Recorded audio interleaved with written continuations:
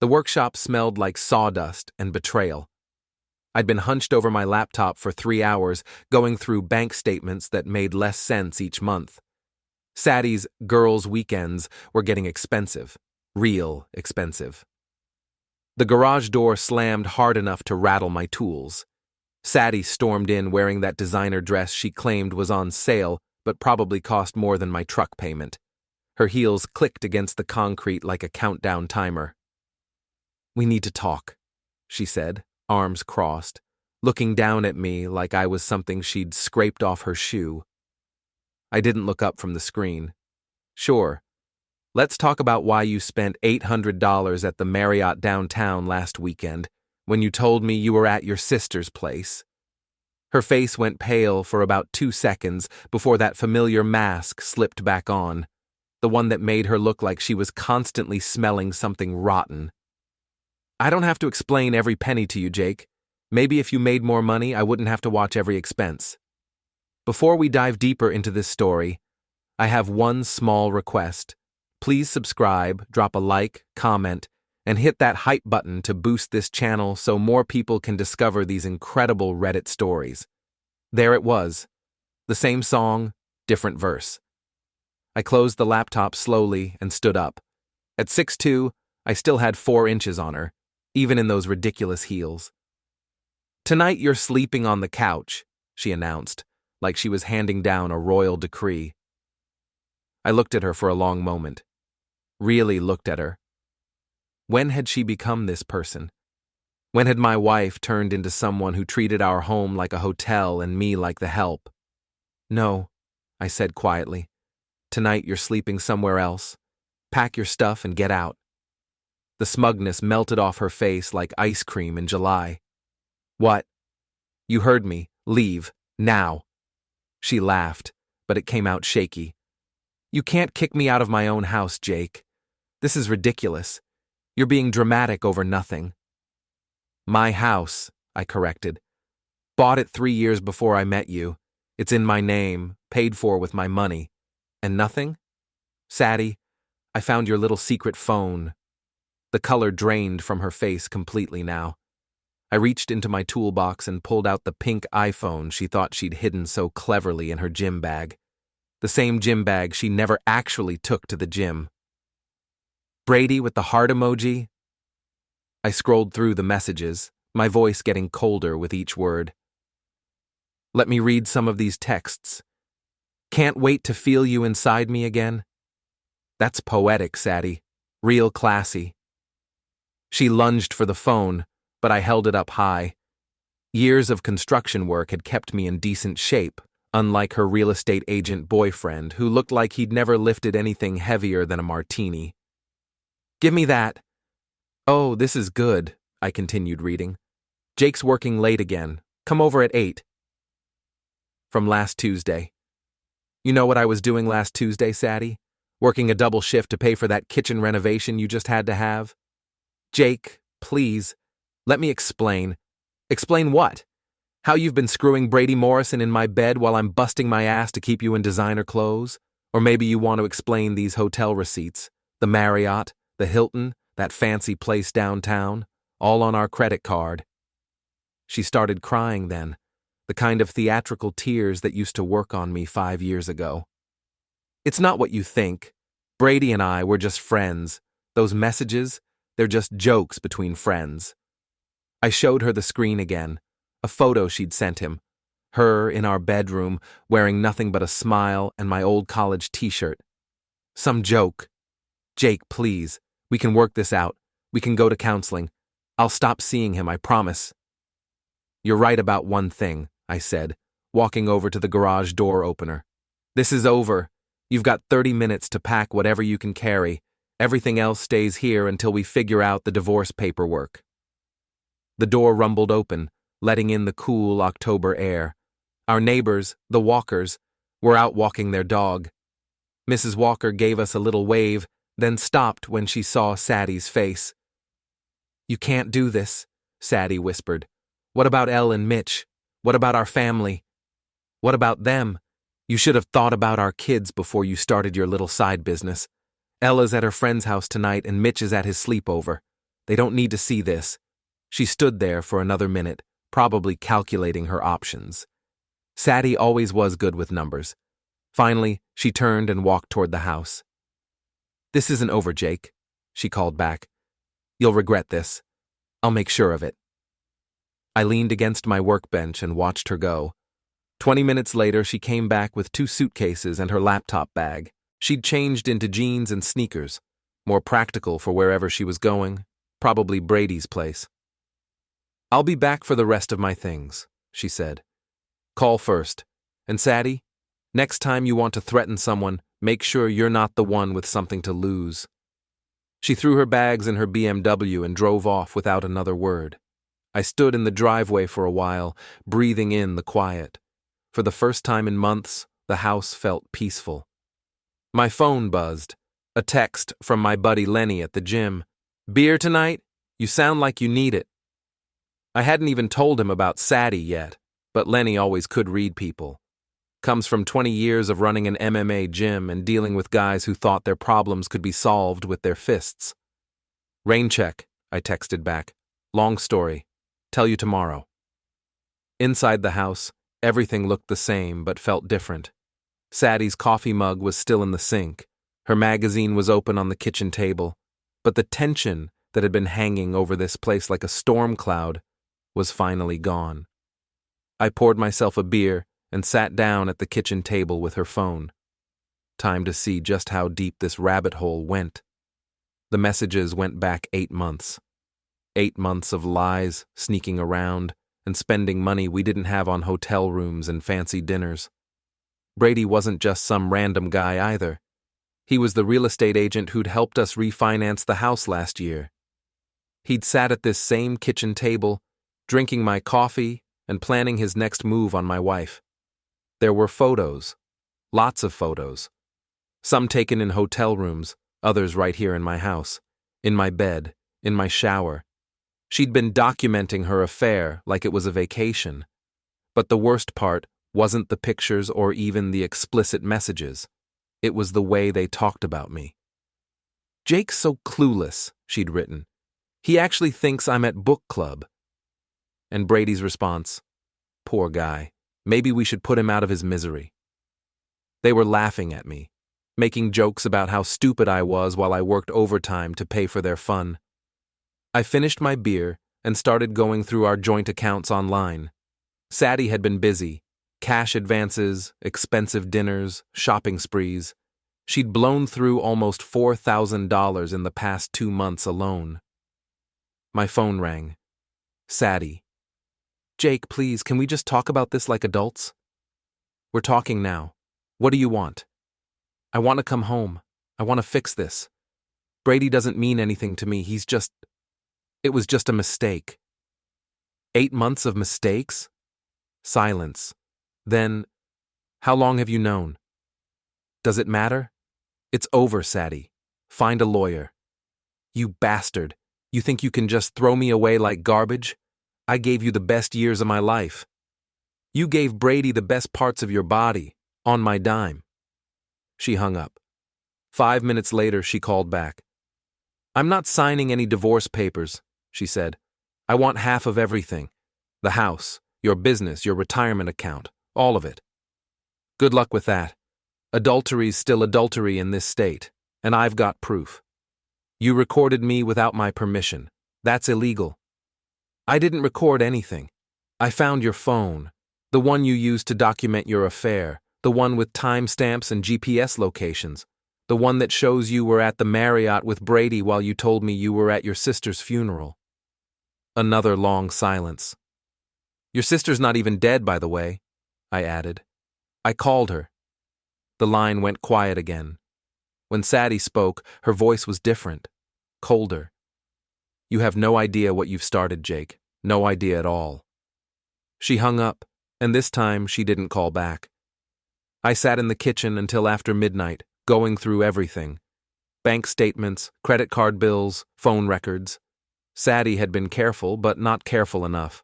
She'd left a trail that would make any divorce attorney smile. Around 1 in the morning, I heard a car pull into the driveway. Then another. I looked out the window and saw Saddie's BMW and Brady's silver Mercedes parked side by side. They sat there for about 10 minutes talking.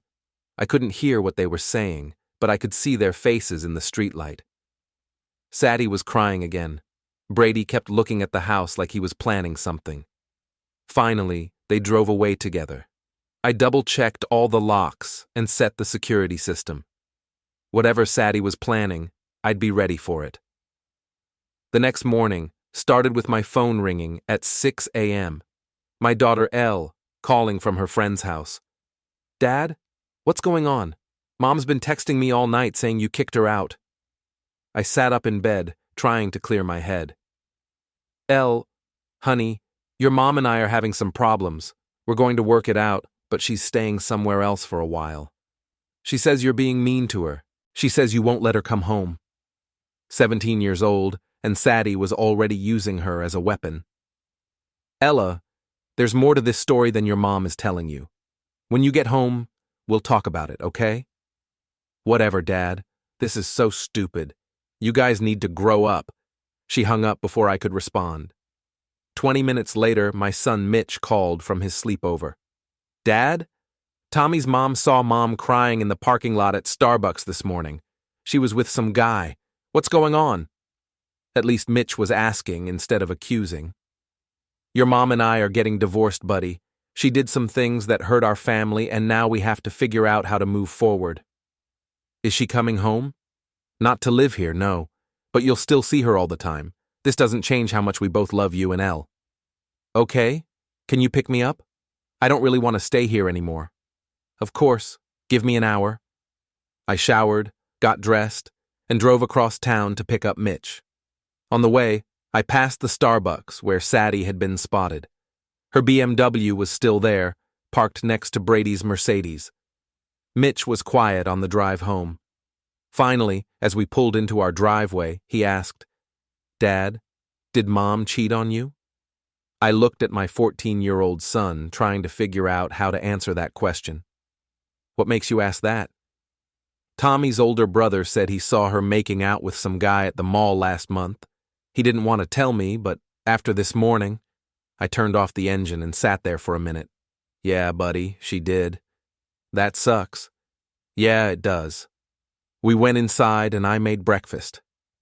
Mitch ate his pancakes in silence while I tried to figure out what to do next. Elle would be home in a few hours, and she was clearly Team Saddie. This was going to get ugly fast. My phone buzzed with a text from Lenny. "Gym's open if you need to hit something." "On my way," I texted back. "Mitch, I'm going to the gym for a couple hours. You okay here by yourself?" "Yeah." "Dad, are you okay?" I looked at my son sitting at the kitchen table in his pajamas, trying to process the fact that his family was falling apart. "I will be." Lenny's gym was in the rough part of town, squeezed between a pawn shop and a check-cashing place. It wasn't fancy, but it was real. No mirrors, no juice bar, just heavy bags and guys who knew how to use them. Lenny was waiting for me with gloves and hand wraps. "You look like hell." "Feel worse." "Want to talk about it or just hit things?" "Hit things first. Talk later." I spent an hour beating the hell out of a heavy bag, working out 20 years of frustration and anger. When I was done, Lenny handed me a bottle of water and sat down on the bench next to me. "Saddie?" "Saddie." "Cheating?" 8 months worth. Lenny nodded like he'd expected it. "I never liked her. Too fancy for her own good." "Who's the guy?" "Brady Morrison, real estate agent." "The pretty boy with the fancy car?" "I know him. Comes in here sometimes, thinks he's tough because he can bench press his own weight." "He's been sleeping with my wife in my bed while I'm working to pay for their hotel rooms." "That's cold, even for a cheating wife. What are you going to do about it?" "Divorce her. Take her for everything she's worth." Lenny shook his head. "That's not what I'm talking about, and you know it. What are you going to do about him?" I looked at my friend, who'd been in more fights than I could count, and had the scars to prove it. "Nothing illegal." "I'm not talking about illegal. I'm talking about making sure he understands there are consequences for his actions. Before I could answer, the gym door opened, and 3 guys walked in. I recognized one of them. Tommy Chen, who used to work construction with me until he got a job at the city planning office. He saw me, and his face went red. "Jake, didn't expect to see you here." "Tommy, how's the new job?" He looked uncomfortable. "It's good, real good." The other 2 guys were staring at me like I was a zoo animal. One of them whispered something to Tommy, who shook his head. "Well," Tommy said, "we should get started on our workout." They moved to the other side of the gym, but I could hear them talking in low voices. My name came up more than once. "What's that about?" I asked Lenny. "Word travels fast in this town. Saddie's been busy this morning telling her side of the story." "What's her side?" "That you're an abusive husband who threw her out for no reason, that she's scared of you, that she had to flee in the middle of the night." I felt my jaw clench. She's playing victim. Gets better. She's also saying you've been controlling her money, checking up on her, going through her phone, making her sound like a battered wife. "I found her cheating. I have proof." "Doesn't matter. She got her story out first, and people love a good victim story, especially when it's a pretty woman crying about her mean husband." I looked over at Tommy and his friends, who were still shooting glances in my direction. "How many people believe it?" "Enough. Saddie's got friends in this town, rich friends, connected friends. They're already circling the wagons." I finished my water and stood up. "Let them circle. I've got evidence." "Evidence doesn't mean much when you're fighting a public relations war. Saddie's smart, Jake. She's playing this perfectly." As if to prove his point, my phone buzzed with a text from Dave Martinez, another guy I used to work with. "Heard about you and Saddie. Hope you get the help you need, man." "Help I need?" Lenny read over my shoulder. "She's telling people you're having some kind of breakdown, that she's worried about your mental health." I scrolled through my phone. 3 more messages from former co-workers, all expressing concern for my situation and hoping I'd get professional help. One suggested I call a therapist. Another recommended anger management classes. This is unbelievable. This is Saddie. She's not going to go down without a fight, and she's not going to fight fair. I drove home to find Elle waiting in the driveway, arms crossed, looking exactly like her mother when she was angry. "Dad, we need to talk." "Okay, let's go inside." "No, out here. I don't want Mitch to hear this." I leaned against my truck and waited. "Mom told me what really happened last night. She told me about your anger issues and how you've been scaring her. Elle, she showed me the bruises, Dad, on her arms, where you grabbed her. I felt like I'd been punched in the stomach." "What bruises?" "Don't lie to me. She has pictures. She's thinking about calling the police." "Elle, I never laid a hand on your mother. Not once, not ever." "Then how do you explain the bruises?" "I can't explain something I didn't do. But I can show you something your mother did." I pulled out Saddie's phone and started scrolling through the messages. Ella's eyes got wider with each text. "This is fake," she said finally. "You made this up." "Elle, look at the dates. Look at the pictures. This is your mother's phone. Her real phone. The one she's been hiding from me for 8 months. Elle stared at the screen, reading message after message. Finally, she looked up at me with tears in her eyes. "She said you were lying about this. She said you were making it up to hurt her." "I'm not making anything up. Your mother has been cheating on me with Brady Morrison. They've been laughing about it, planning it, documenting it, and now she's trying to make me look like the bad guy." Ella handed the phone back to me. "I don't know what to believe anymore. Believe the evidence. Believe what you can see with your own eyes." She stood there for a long moment, then turned and walked toward the house. "I need to think about this." That evening, I took Mitch out for dinner at our favorite burger place. We were sitting in a booth by the window when Brady Morrison walked in with 2 other guys I didn't recognize. He saw me immediately and said something to his friends. They all looked over at our table and started laughing. "Dad," Mitch said quietly, "isn't that the guy Mom's been—" "Yeah." Brady walked over to our table, his friends following behind him like bodyguards. "Jake, how are you holding up?" "Fine, thanks for asking. I heard about last night. Saddie's pretty upset. She's worried about you." I looked at this guy who'd been sleeping with my wife, standing in a family restaurant, pretending to be concerned about my welfare. I bet she is. "Look, I know this is awkward, but Saddie and I, we really care about each other. We didn't plan for this to happen, but sometimes these things just do." Mitch was staring at Brady like he was trying to figure out what kind of animal he was looking at. "You're right," I said. "It is awkward, especially the part where you've been screwing my wife in my bed while I'm working to pay for your hotel rooms." Brady's face went red. "There's no need to be crude, especially in front of your son."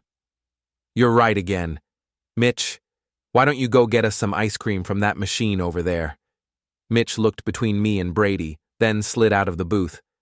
"Don't do anything stupid, Dad." When he was gone, I stood up. Brady was about my height, but soft around the middle. His friends took a step back. "Let me explain something to you, Brady.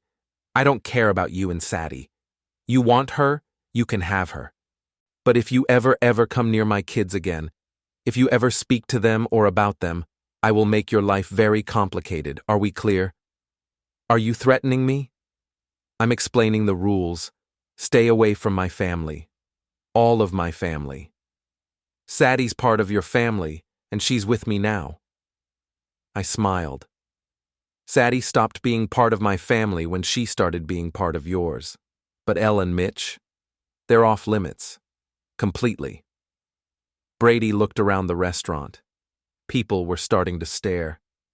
"You're making a scene." "Not yet, I'm not." He stood there for another few seconds, then turned and walked away. His friends followed, but one of them looked back and said, "This isn't over." Mitch came back with 2 ice cream sandwiches. "What did you say to him?" "I explained the rules." "What rules?" "The rules about what happens to people who mess with our family." We finished dinner and drove home. As we pulled into the driveway, I noticed a car parked across the street that hadn't been there when we left. A dark sedan with tinted windows. "Dad, is someone watching our house?" "Maybe. Go inside and lock the door. I'll be right behind you." I walked over to the sedan and tapped on the driver's window. It rolled down to reveal a middle-aged guy with a camera. "Can I help you?" "Just taking some pictures of the neighborhood. Nice area." "At night? Of my house?" "Public street. I can park wherever I want." I memorized his license plate number. "You're right, but if I see you here again, I'm calling the police. And if I find out you've been taking pictures of my kids, we're going to have a problem." He started the engine. "Have a good evening, Mr. Harrison." He knew my name. This wasn't random. I watched him drive away, then went inside and called Lenny. "Saddie's got someone watching the house," I told him. "Private investigator?" "Has to be. Guy had a camera and knew my name. She's building a case, trying to prove you're dangerous or unstable." "Based on what?" "Based on whatever she needs to prove. Jake, you need to be careful. Saddie's playing for keeps now." I hung up and checked all the locks again. Through the living room window, I could see Mrs. Walker across the street, watering her plants and watching my house. She waved when she saw me looking. Tomorrow was going to be interesting. I woke up to find my truck's tires slashed and wife beater spray-painted across my windshield. The whole neighborhood could see it from the street. Mrs. Walker was standing in her front yard with her phone out, taking pictures. Mitch came outside as I was examining the damage. "Jesus, Dad. Who did this?" "Someone who wants to send a message." "What kind of message?" I looked at my son, standing there in his school clothes, trying to understand why someone would vandalize our property. "The kind that says we're in a war now." I called the police and filed a report, knowing it wouldn't lead anywhere. Officer Martinez took pictures and asked if I had any enemies. I almost laughed. Where would I start? My wife and I are getting divorced, I told him. It's gotten pretty nasty. Any threats been made? Not directly, but she's been telling people I'm dangerous. Martinez nodded like he'd heard it all before. Divorce brings out the worst in people. You might want to install some security cameras. After he left, I called my insurance company and arranged for a tow truck. Then I called in sick to work for the first time in 3 years. Elle came downstairs as I was making coffee.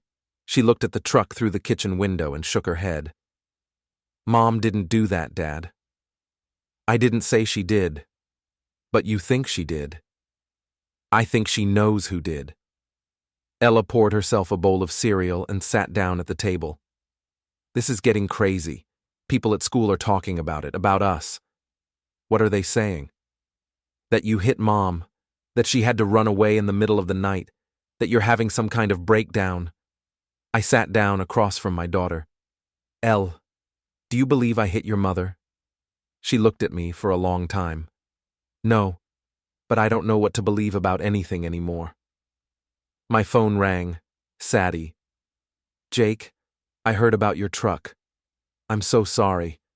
Are you? Of course I am. I would never want something like that to happen. But you're not surprised it happened. I'm worried about you. People are saying you've been acting strange, threatening people. Maybe you should talk to someone. I've been acting strange? Saddie, you've been cheating on me for 8 months, spending our money on hotel rooms, and now you're playing victim to anyone who'll listen. I never meant for any of this to happen. Brady and I, we just connected. It wasn't planned. 8 months wasn't planned. Hotel reservations weren't planned. Taking pictures in my bed wasn't planned. Silence. Saddie, here's what's going to happen. You're going to stop telling people I'm dangerous. You're going to stop playing victim. And you're going to sign divorce papers that give me custody of the kids and leave you with whatever debt you've racked up with your boyfriend. I'll never sign those papers, and I'll never give up my children. Your children? When's the last time you helped Elle with homework? When's the last time you went to one of Mitch's baseball games? I've been busy. You've been busy screwing Brady Morrison. There's a difference. I hung up and immediately called my lawyer, Jim Patterson. We'd gone to high school together, and he'd handled the paperwork when I bought the house. Jim, I need to file for divorce, and I need to do it today. Jake, slow down. Tell me what's going on. I spent 20 minutes explaining the situation. Jim listened without interrupting, taking notes. You said you have evidence of the affair? Pictures, text messages, hotel receipts, bank statements, all on her phone. Good. That'll help with the adultery claim. What about assets? House is mine, bought it before we were married.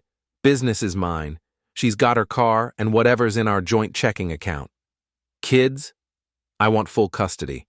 She's been using them as weapons, trying to turn them against me. That's going to be tough, Jake. Courts usually prefer joint custody. Even when one parent is telling lies about the other? Even when she's putting the kids in the middle of her affair? Jim was quiet for a moment.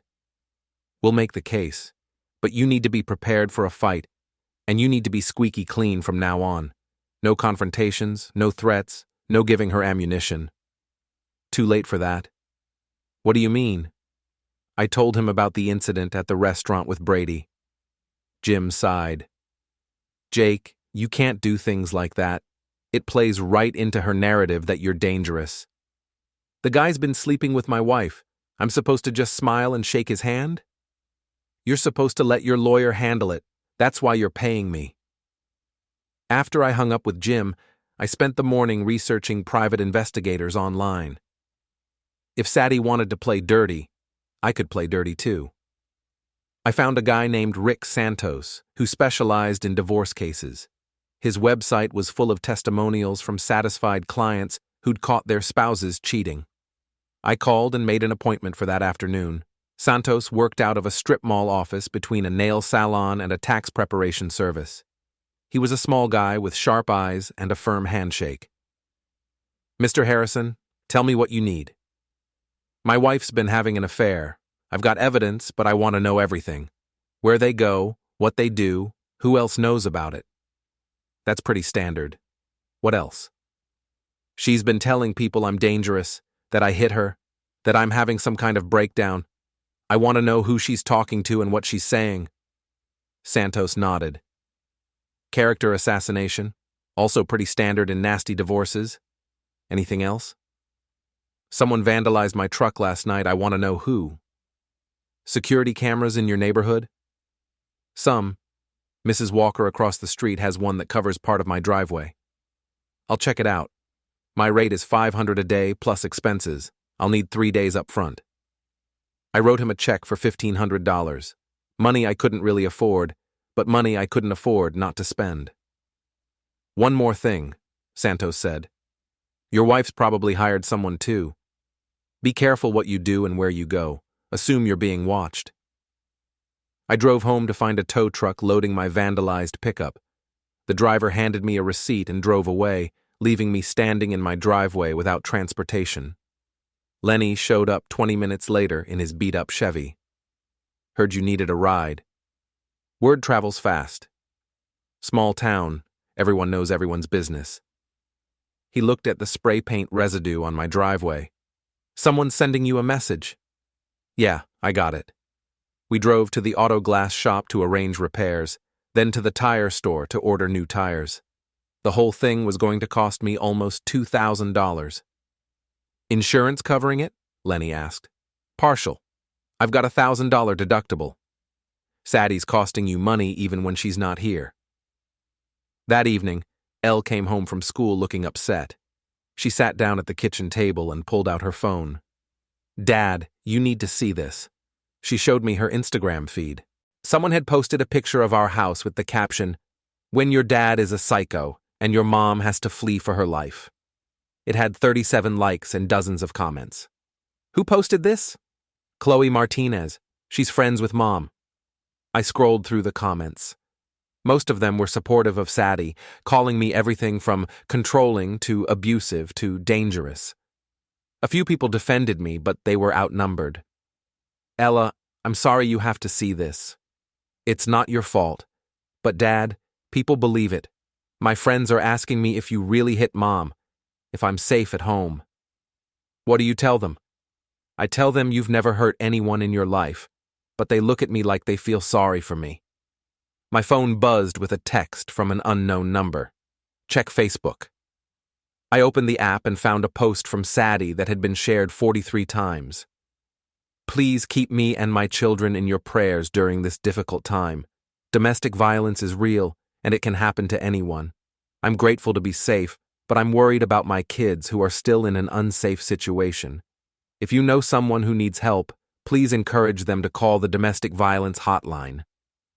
The post had over 100 comments, all expressing support for Saddie and concern for Elle and Mitch. Several people suggested she call Child Protective Services. I showed the post to Elle, who read it with her mouth open. She's lying, Elle said. She's actually lying to everyone. Yes, she is. Why would she do that? Because it's easier than admitting she destroyed our family for a guy in a fancy car. Elle stared at the phone for a long time. Dad, I'm sorry. I believed her at first, about the bruises and everything. You're her daughter. You're supposed to believe your mother. But she's lying. She's lying about everything. That night, after the kids went to bed, I sat in my workshop and made a list of everything Saddie had done since I kicked her out.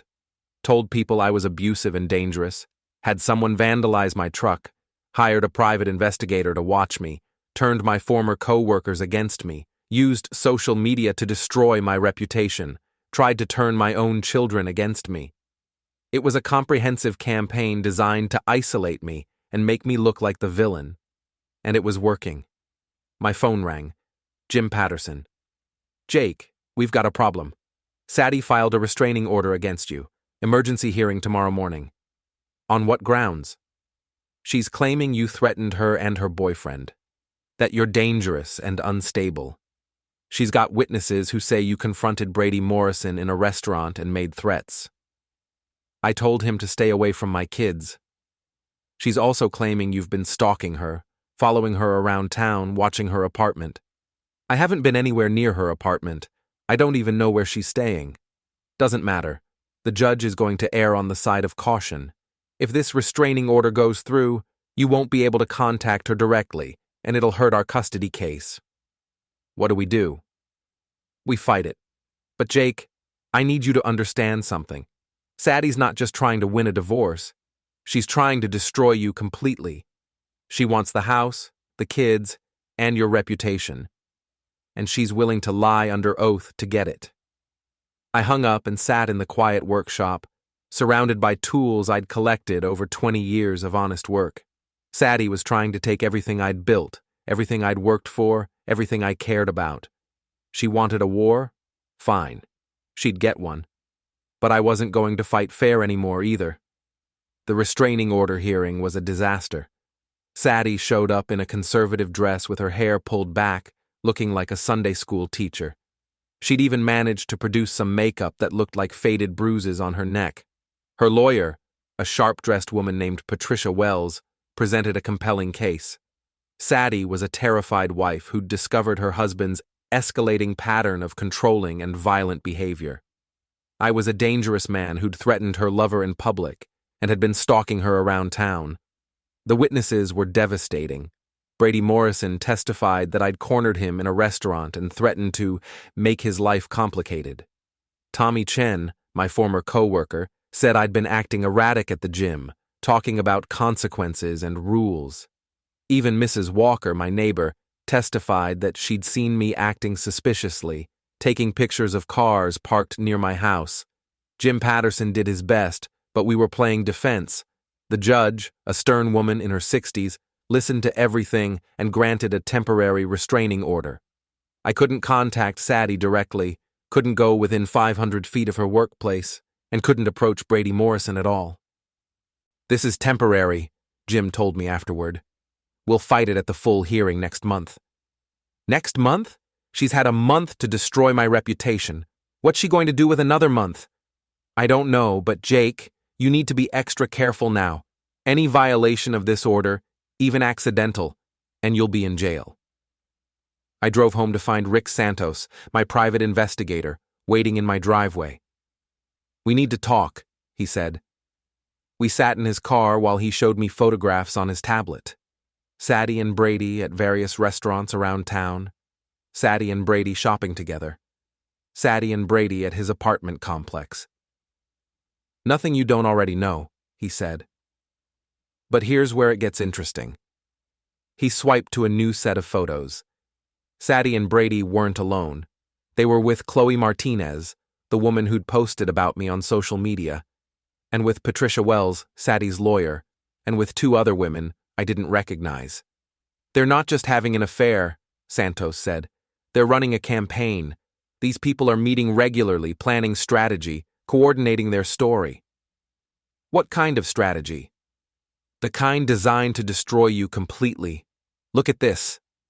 He showed me a photo taken through a restaurant window. Saddie was sitting at a table with a stack of papers, pointing at different documents while the others took notes. Financial records? Probably. But also character witnesses, social media contacts, maybe even people willing to lie under oath. Your wife's not just cheating, Mr. Harrison. She's organizing a conspiracy. Can you prove that? I can prove they're meeting. I can prove they're coordinating their stories. But conspiracy to commit perjury? That's harder to prove and even harder to prosecute. Santos showed me more photos. Saddie and Chloe at Elle's school talking to other parents. Brady and Patricia Wells at the courthouse, meeting with court clerks. Saddie at my former workplace talking to my old supervisor. "She's been busy," I said. "Very busy. But Mr. Harrison, there's something else you need to know. They're not just trying to win a divorce case. They're trying to drive you out of town entirely." "What do you mean?" "I've been listening to gossip, following social media, tracking their movements. The goal isn't just to get your house and custody of your kids. The goal is to make your life here impossible, to force you to leave with nothing." I stared at the photos of my wife plotting my destruction with her lover and their friends. Why? Why go this far? Because you had the audacity to fight back. Because you didn't just roll over and accept being cheated on. Because you made her look bad in front of her fancy friends.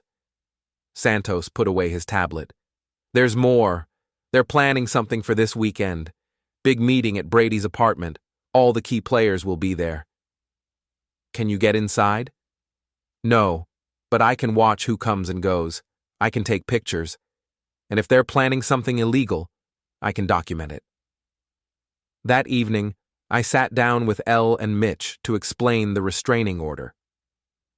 So you can't talk to Mom at all? Mitch asked. Not directly.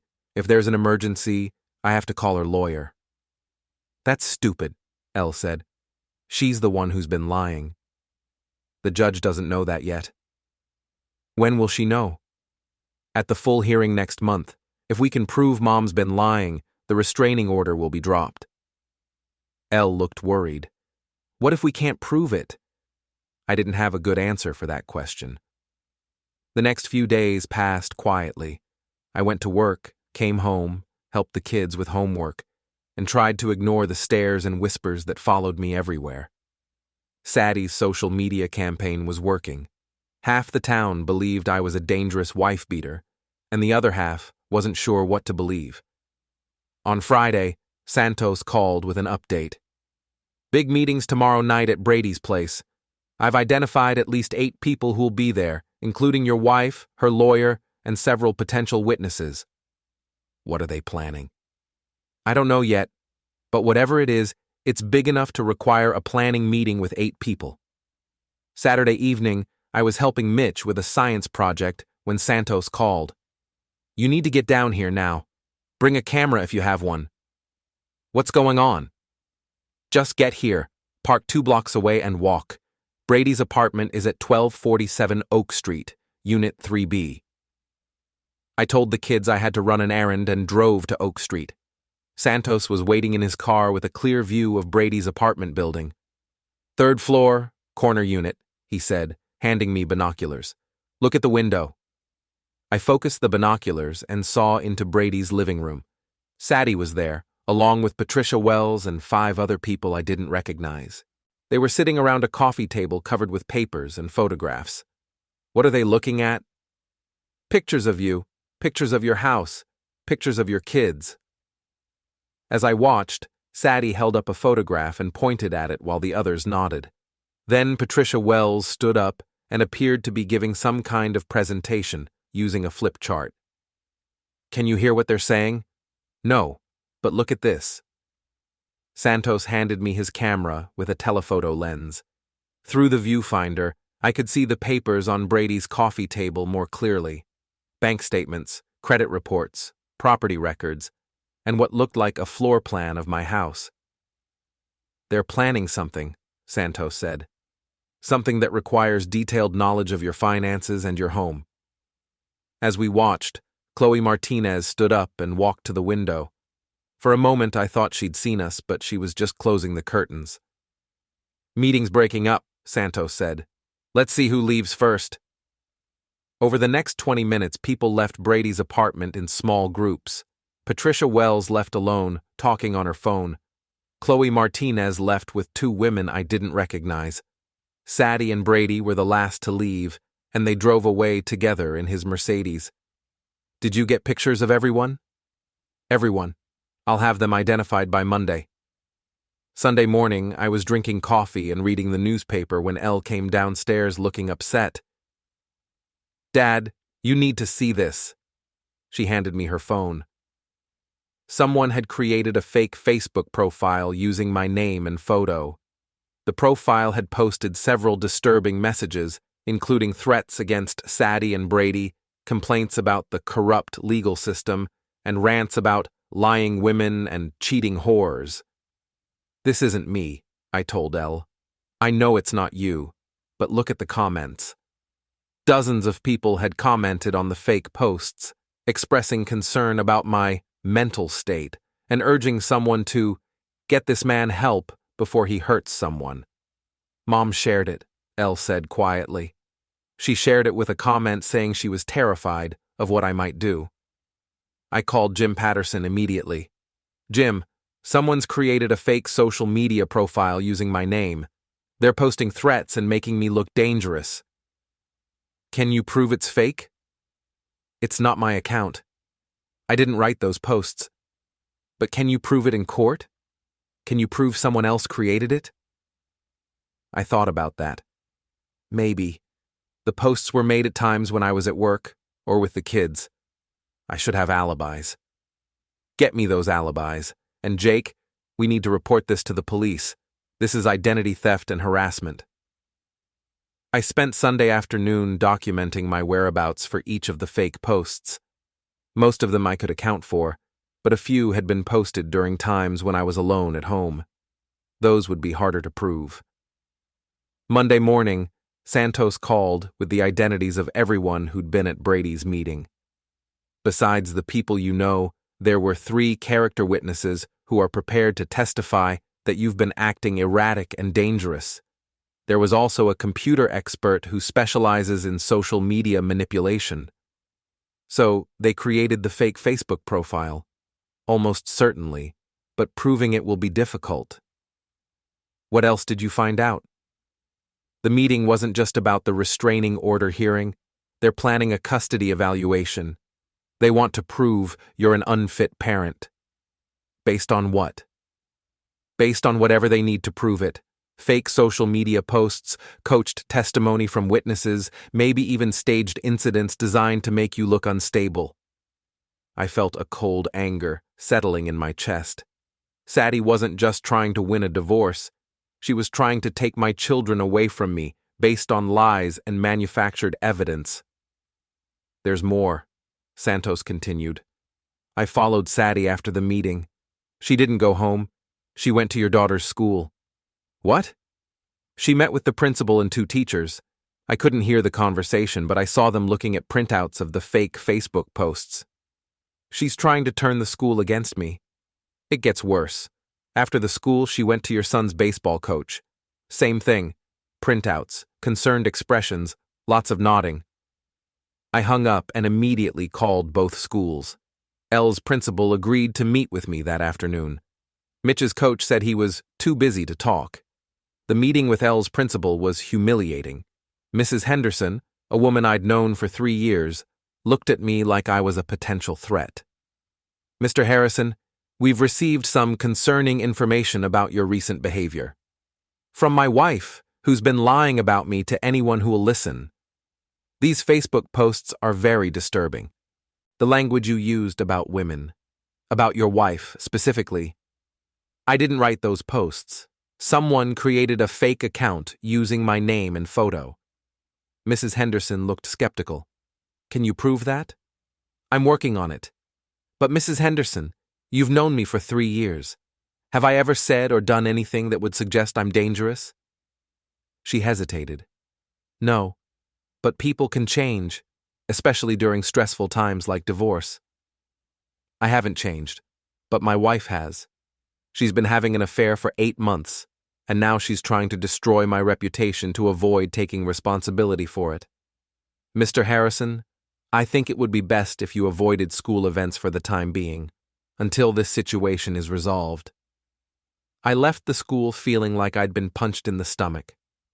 Saddie had managed to get me banned from my own daughter's school based on lies and fake social media posts.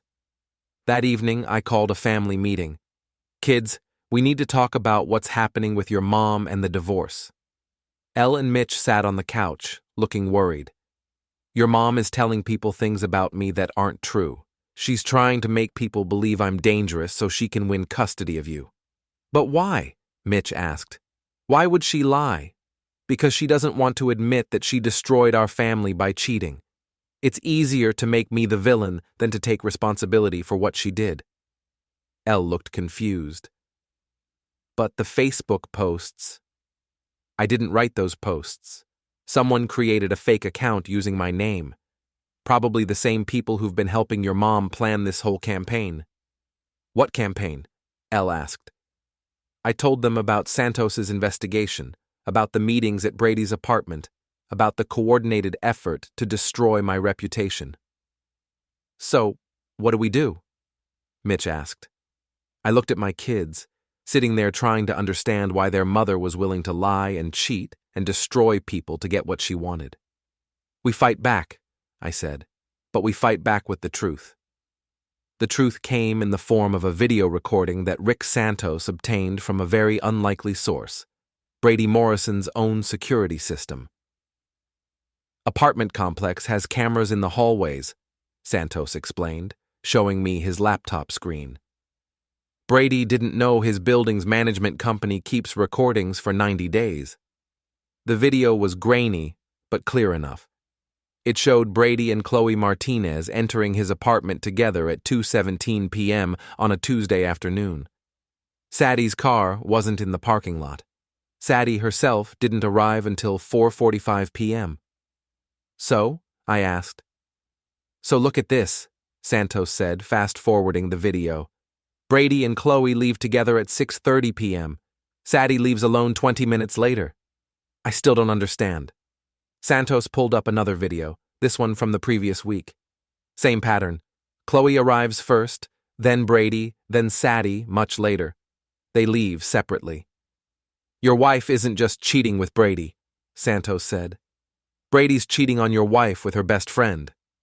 I stared at the screen, watching my wife's lover and her best friend sneak around behind her back. Does Saddie know? I don't think so. Look at her body language when she arrives. She's happy, excited. If she knew Brady was sleeping with Chloe, she wouldn't look like that. So Brady's playing both of them. And Chloe's playing your wife. Think about it. Who convinced Saddie to have the affair in the first place? Who's been her biggest supporter throughout this whole thing? Who's been helping coordinate the campaign against you? Chloe. Chloe Martinez, who you fired from your construction company 3 years ago for stealing money from the payroll account. I remembered that incident. Chloe had been our bookkeeper for 6 months before I discovered she'd been writing herself extra paychecks. I'd fired her immediately and threatened to press charges if she didn't pay the money back. "She's been planning this for 3 years," I said. "Revenge is a dish best served cold. She couldn't come after you directly, so she convinced your wife to have an affair, then used that affair to destroy your marriage and your reputation." Santos showed me more videos. Chloe and Brady meeting privately without Saddie. Chloe and Patricia Wells, Saddie's lawyer, having lunch together. Chloe at my former workplace talking to my old supervisor. "She's the mastermind," Santos said. "Saddie thinks she's in love with Brady, but she's just a pawn in Chloe's revenge scheme." "Can we prove this in court?" "We can prove Chloe's been lying to your wife about Brady. We can prove she's been coordinating with Brady and the lawyer. We can probably prove she created the fake Facebook profile. But proving it's all revenge for getting fired 3 years ago? That's harder." "What about the fake bruises Saddie showed Elle?" Santos smiled. "Makeup. Professional theatrical makeup. I tracked down the supplier. Chloe bought a complete kit 2 weeks before Saddie claimed you hit her." "So we can prove Saddie's been lying about everything. We can prove she's been lying about some things. But Jake, there's something else you need to know. The restraining order hearing is tomorrow, and they're planning to ambush you." "What kind of ambush?" "I don't know exactly. But there's going to be a surprise witness, someone who's going to testify that you threatened them or acted violently toward them." "Who?" "I couldn't find out, but whoever it is, they're being coached. Chloe's been meeting with someone new, someone I haven't been able to identify yet." That night, I couldn't sleep. I kept thinking about Chloe Martinez, sitting in my kitchen 3 years ago, crying and apologizing for stealing from me, promising to pay back every penny. I'd felt sorry for her. I'd even given her a good reference when she applied for a new job, and she'd spent 3 years planning to destroy my life. The next morning, Jim Patterson met me at the courthouse steps. "I've got Santos's evidence," he said. "The videos, the receipts, the proof about the fake Facebook profile. It should be enough to get the restraining order dismissed." "Santos says they're planning an ambush." "I know. We'll be ready for it." The courtroom was packed. Saddie sat with Patricia Wells at the plaintiff's table, looking nervous. Brady Morrison was there, along with Chloe Martinez and several other people I recognized from Santos's surveillance photos. Judge Morrison, no relation to Brady, called the hearing to order. Patricia Wells stood up to present Saddie's case for making the restraining order permanent. Your Honor, the evidence will show that Mr. Harrison represents a clear and ongoing threat to my client's safety. Since the temporary order was issued, his behavior has become even more erratic and dangerous. She called Saddie to the stand first. Saddie testified about the escalating pattern of threats and intimidation I'd allegedly engaged in since our separation. She mentioned the restaurant incident with Brady, claimed I'd been following her around town, and said she was terrified of what I might do next. Mrs. Harrison, Patricia Wells said, have you seen evidence of your husband's deteriorating mental state? Yes. He's been posting disturbing messages on social media, threats against me and Brady, rants about women and marriage. It's very scary. Jim Patterson stood up. Objection, Your Honor. Those social media posts were created by someone else using my client's name and photograph. Can you prove that, Mr. Patterson? Yes, Your Honor. We have evidence that the posts were created using a computer belonging to Mrs. Harrison's friend Chloe Martinez. Judge Morrison looked interested. I'll allow it, but you'll need to present that evidence during your case. Patricia Wells continued questioning Saddie for another 20 minutes, building a picture of me as an unstable, potentially violent man who posed a threat to everyone around me. Then she called her surprise witness. Your Honor, I'd like to call Officer David Martinez to the stand. I recognized him immediately. He was the cop who'd taken the report about my vandalized truck. He was also Tommy Chen's brother and Chloe Martinez's cousin. Officer Martinez testified that he'd responded to a domestic disturbance call at my house 2 weeks earlier. According to his report, neighbors had complained about loud arguing and sounds of violence. What did you observe when you arrived at the scene? Patricia Wells asked. The defendant appeared agitated and hostile. When I asked to speak with his wife, he became defensive and claimed she wasn't home. Did you observe any evidence of violence? I observed what appeared to be damage to the interior of the house. Broken dishes, overturned furniture. The defendant claimed it was from a previous incident, but I had concerns about his demeanor. I leaned over to Jim Patterson. That's complete bullshit. He never came to my house for a domestic disturbance call. Jim nodded. I know. We'll destroy him on cross-examination. But Patricia Wells wasn't done. Officer Martinez, did you have any other interactions with the defendant? Yes. I responded to a complaint about him threatening a private citizen in a restaurant parking lot. The defendant had allegedly cornered the victim and made threats about making his life complicated. Did you file a report on that incident? I spoke with the defendant informally and advised him to avoid contact with the complainant. I didn't file a formal report because the victim didn't want to press charges at that time. It was a masterful performance. Officer Martinez had just testified to 2 incidents that either never happened or had been grossly misrepresented, and because he was a police officer, the judge was inclined to believe him. Jim Patterson's cross-examination was brutal. Officer Martinez, you testified that you responded to a domestic disturbance call at my client's house. What was the date of that call? Martinez consulted his notes. October 15th, approximately 9:30 p.m. And you have a record of this call in your department's dispatch system? Yes, of course. I'd like to see that record, please. Martinez looked confused.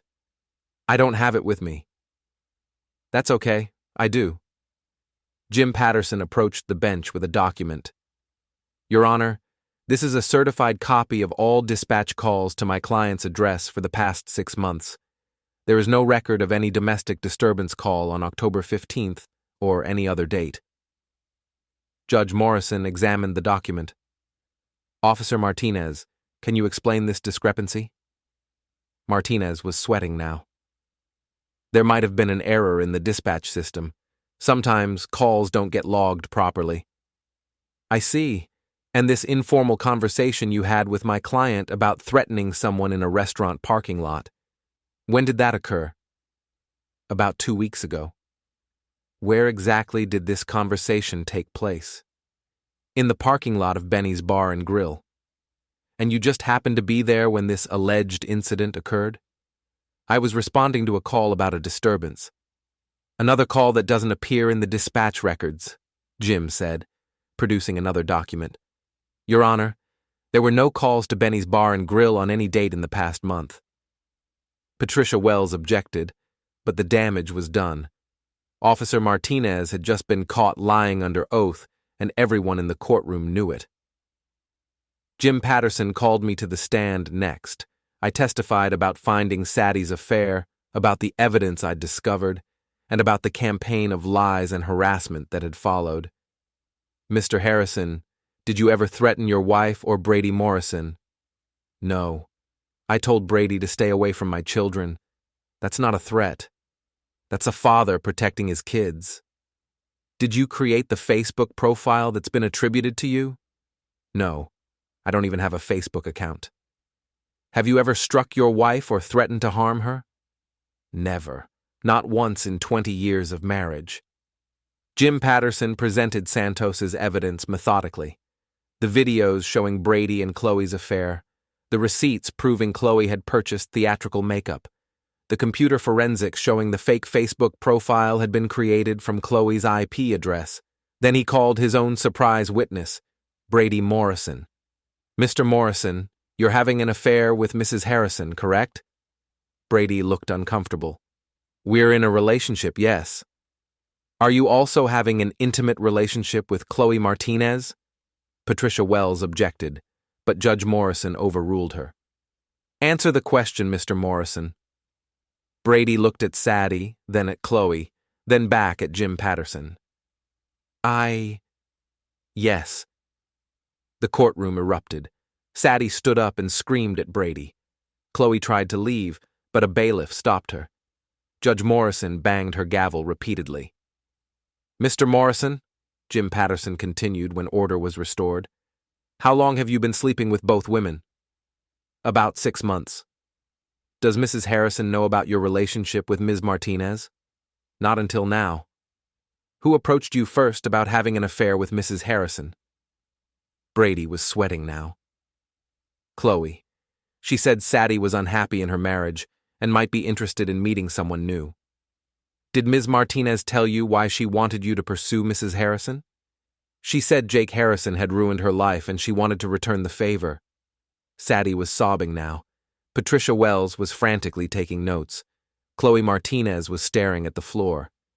Jim Patterson presented the rest of our evidence. The proof that Chloe had been fired from my company for theft. The evidence that she'd coordinated the entire campaign against me. The documentation showing that Officer Martinez was her cousin and had lied under oath. When it was over, Judge Morrison didn't need to deliberate. I'm dismissing the restraining order immediately, she said. Mrs. Harrison, you and your associates have engaged in a pattern of perjury, harassment, and abuse of the legal system that is both shocking and reprehensible. She turned to Officer Martinez. Officer, I'm referring your testimony to the District Attorney's Office for investigation of perjury charges. Then she looked at Patricia Wells. Counselor, I strongly suggest you reconsider your representation of Mrs. Harrison. The evidence suggests you may have knowingly presented false testimony. As we left the courthouse, Saddie tried to approach me. Jake, please. I didn't know about Chloe and Brady. I didn't know she was using me. Stay away from me, Saddie, and stay away from my kids. But we can fix this. We can work it out. I looked at my wife, standing there in her designer dress, her makeup ruined by tears, finally understanding that she'd been played by her best friend and her lover. There's nothing to fix. You made your choice when you decided to cheat. You made it again when you decided to lie about me. And you made it a third time when you tried to turn my own children against me. Jake, please, The only thing I want from you now is a signature on divorce papers and an agreement that gives me full custody of Elle and Mitch." I walked away, leaving Saddie standing on the courthouse steps with her discredited lawyer and her lying friends. That evening, I took Elle and Mitch out for dinner at our favorite restaurant. We sat in the same booth where Brady Morrison had confronted me weeks earlier, but this time, we were celebrating. "So what happens now?" Ella asked. "Now your mom and I get divorced, and you two stay with me." "What about Mom?" Mitch asked. "Your mom will figure out her own life. She's an adult, and she made adult choices. Now she has to live with the consequences." Ella looked thoughtful. "Dad, I'm sorry I believed her at first, about the bruises and everything. You don't need to apologize for believing your mother. That's what children are supposed to do. But she lied to us. She lied to everyone." "Yes, she did. And that's something she'll have to live with for the rest of her life." As we drove home, I thought about everything that had happened over the past month. Saddie's betrayal, the campaign of lies, the attempt to destroy my reputation and take my children away from me. But I'd won. Not just the legal battle, but the war for truth and justice that Saddie and her co-conspirators had started. The house felt different when we got home. Peaceful, like a weight had been lifted from all of us. Elle and Mitch went upstairs to do homework, and I sat in my workshop, surrounded by the tools of honest work. My phone buzzed with text messages from friends and neighbors who'd heard about the hearing, people apologizing for believing the lies, people offering support and congratulations. One message stood out. It was from Mrs. Walker, my neighbor who'd testified against me. "Jake, I'm so sorry. I should have known better. Saddie fooled us all." I typed back, "No hard feelings. She's very convincing when she wants to be." But there were hard feelings, not toward Mrs. Walker or the other neighbors who'd been deceived. They were just trying to protect what they thought was an abused woman. The hard feelings were reserved for Saddie, Brady, and especially Chloe Martinez. They'd tried to destroy an innocent man and tear apart a family, all for revenge and personal gain. As I sat there in the quiet workshop, I realized something important. I wasn't the same person I'd been a month ago. The naive husband who'd trusted his wife and believed in the basic decency of people was gone. In his place was someone harder, more cynical, but also more honest. Someone who understood that some people will lie, cheat, and destroy others without a moment's hesitation if it serves their purposes. Saddie had wanted to turn me into the villain of her story. Instead, she'd turned herself into the villain of mine. And unlike her story, mine was true. 3 months later, the divorce was finalized. Saddie got her car, half of our savings account, and a mountain of legal debt. I got the house, custody of the kids, and my reputation restored. Brady Morrison left town after losing his real estate license. Chloe Martinez was charged with identity theft, harassment, and conspiracy. Officer Martinez was fired from the police department and charged with perjury. Saddie moved to another state, claiming she needed a fresh start. Elle and Mitch visit her during school vacations, but they've made it clear they consider my house their real home. I still work construction, still go to Lenny's gym, still live in the same house I bought 23 years ago. But everything feels different now, cleaner, more honest. People in town treat me with a new kind of respect, not just because I was vindicated in court, but because I fought back against people who tried to destroy me with lies. Sometimes I wonder what would have happened if I'd just accepted Saddie's betrayal quietly. If I'd agreed to sleep on the couch, signed whatever papers she put in front of me, and let her walk away with half of everything I'd worked for. But I know the answer. She wouldn't have been satisfied with just winning. She would have had to destroy me completely, because that's who she turned out to be. The night this all started, Saddie told me I'd be sleeping on the couch. I told her she'd be sleeping somewhere else. In the end, we both got what we asked for.